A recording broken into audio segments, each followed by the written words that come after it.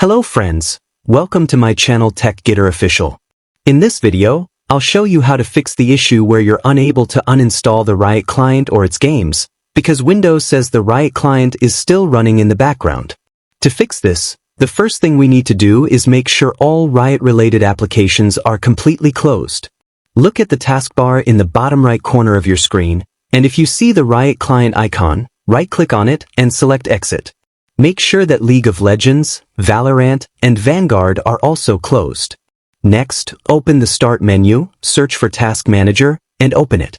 Inside Task Manager, use the search box at the top and search for Riot. If you see any Riot-related process running, right-click on it and select End Task. Do the same by searching for Vanguard, and make sure nothing related to it is running in the background. Once everything is closed, you can close Task Manager.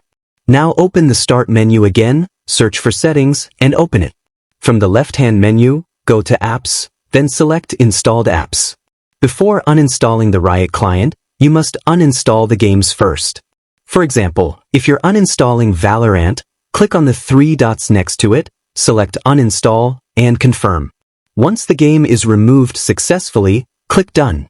After uninstalling all Riot games, try uninstalling the Riot Client itself using the same method.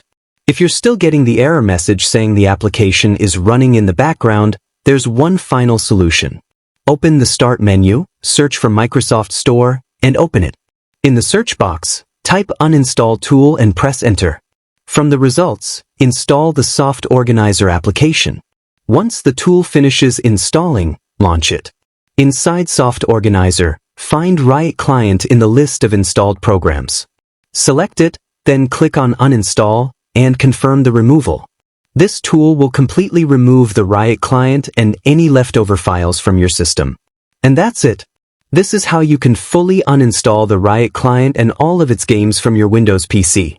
If this video helped you, don't forget to like, subscribe, and thanks for watching.